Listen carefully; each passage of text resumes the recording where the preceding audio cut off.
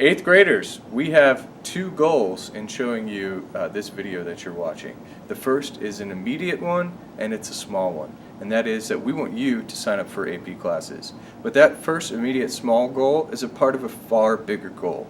And that big goal is that we want you to really push yourself to achieve big things, to get accepted to college and even elite colleges. And we want to push you to try and earn scholarships in those colleges. And taking AP classes is a big part of all of that. We're about to show you an interview with two students who achieved something pretty incredible.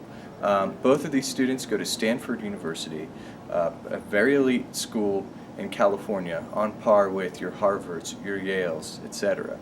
And they've been able to do that at very little cost to them and their families. What I need to make you know is that these students are very much like you.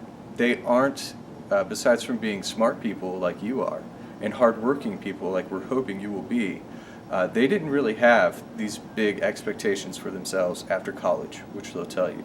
They were willing to work hard, they were willing to sign up for AP classes, and they were just surprised at the depth of their own accomplishments.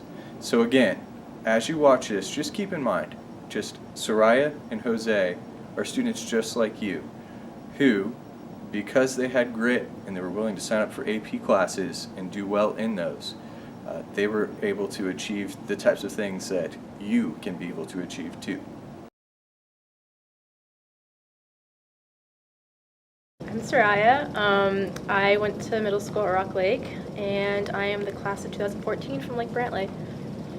My name is Jose. I also went to Rock Lake and graduated from Brantley in 2014. First question for you all is, what were you expecting to do after high school when you were in 8th grade? Honestly, I had no idea. I did not plan past high school. I didn't even imagine of a life beyond high school. I kind of just pushed everything like that to the back of my mind. I was like, I'm going to deal with that later. For middle school, I was definitely thinking about college, but I definitely didn't think I would end up going to Stanford. I was definitely thinking more local. I felt like Harvard, Stanford, those places were completely unrealistic for me, and that's pretty much where I was at. Well, how did those expectations shift as you went on and progressed throughout high school? Well, my sister graduated from here in 2012, and then she went on to UCF, and that's when I started thinking about, well, I'm going to graduate in 2 years. Where am I going to go? What am I going to start doing? And so that's when I started to think about college and life after high school. And then I was geared to UCF because my dad went to UCF, my sister went to UCF. So that's kind of where I was planning on going. Well, for me, it was that no one in my family has actually graduated from college, so that definitely kind of drove me and kind of led me to adapt the mentality of if I'm not learning something every day or challenging myself, then I'm pretty much wasting the day. How do you feel that your AP courses benefited you now that you're in college?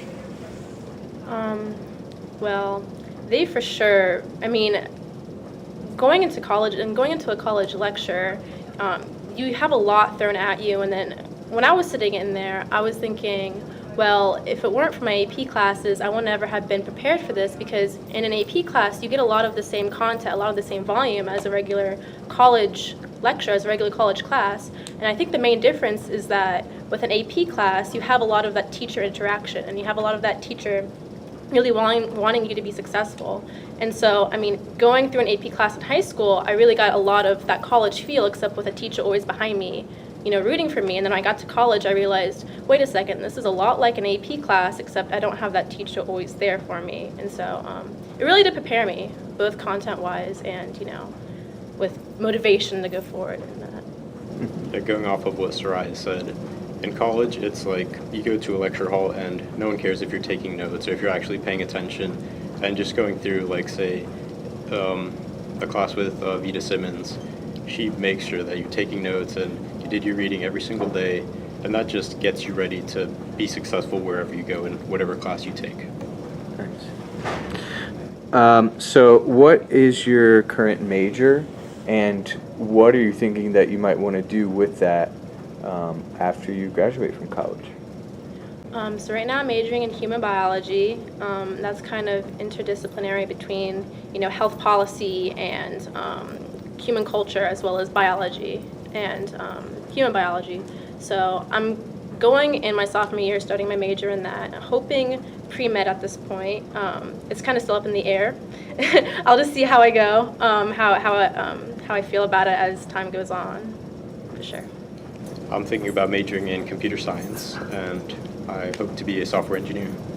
Were you guys able to earn scholarships? If so, could you share whatever details you want to about those scholarships? I actually got a couple of scholarships from the Institute of Finance here at Lake Brantley. Shout out to Ms. Daniels and Mr. Seslin. I miss them. But yeah, I got a couple of scholarships through that program. And then Stanford gives really great financial aid, and their financial aid scholarship is really what kind of led me on the boat to Stanford. Yeah, Stanford makes it really easy to, I guess, not feel too stressed out during the year. You don't have to worry about, asking your parents for the money. Isn't Stanford going to be like tuition free in the future? For people who have 125, whose family makes less than 125,000, Yeah. they have, I think, a full ride. Wow. Which is stellar. Yeah. So I think it's only a student contribution of around $5,000 per year, which is, that's pretty manageable for anyone. Yeah, that's and- like UCF or UF, right? That's like, even if you did all that in loans, you'd be walking away with $20,000 in loans from like one of America's most prestigious schools. Like, that's an awesome deal. Yeah, and they have work studies, so that's what I do. I work during school, and so I have a work study job. Nice. And that helps pay for it. What is your job?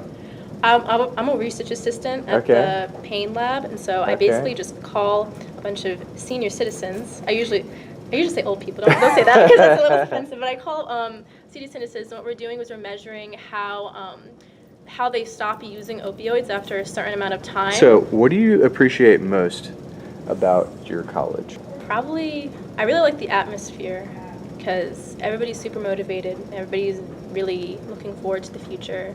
And so it's hard to have like a completely bad day because like you can have get a really crappy test score, or you can, be upset over something, and then you walk outside your dorm and everybody's just happy and motivated and doing their own thing. And that's about it. I think for me, it's just that what I've heard is that at other elite schools, people are just obsessed with their work and they don't interact with each other. And at Stanford, we come together, we party sometimes, we go to sporting events and stuff like that. And just knowing that companies like Twitter and Facebook are just down the road, and you can definitely have an opportunity to be a part of that. So, if you had to give advice to your 8th grade self, what would you say? I'd probably say not to let self-doubt get in the way, I guess. Because when I was in the 8th grade, I was also considering taking AP classes, going and jumping from, honors and standard to AP. And when I was like, on one hand, I was like, oh, it'd be really good for my future. I'm really motivated, I could do it. On the other hand, I'm like, there is no way you can do it. It's hard. Why would you even bother? But then I saw my sister take the AP classes, and I saw her succeed, and I saw her have a good time. And so then I took them. I defeated that self-doubt. Don't use the word defeated. That sounds weird. No.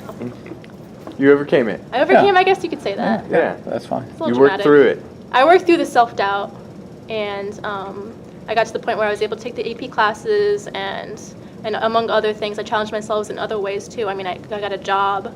I made a lot of friends, and so I guess that would be my one piece of advice. Don't let self-doubt get in the way. Just do what you want to do. How about you? What would you tell your 8th grade self?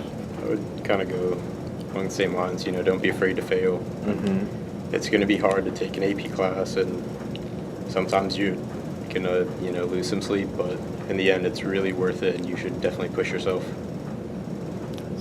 And there's some like element of camaraderie too, right? When everybody is like, oh, crap, like we have an AP US history test, and we're all nervous about it, but you're all kind of like in it together. And, Oh yeah, 100%. Yeah. It's made it fun for a lot of the time. Yeah. Yeah. Uh-huh.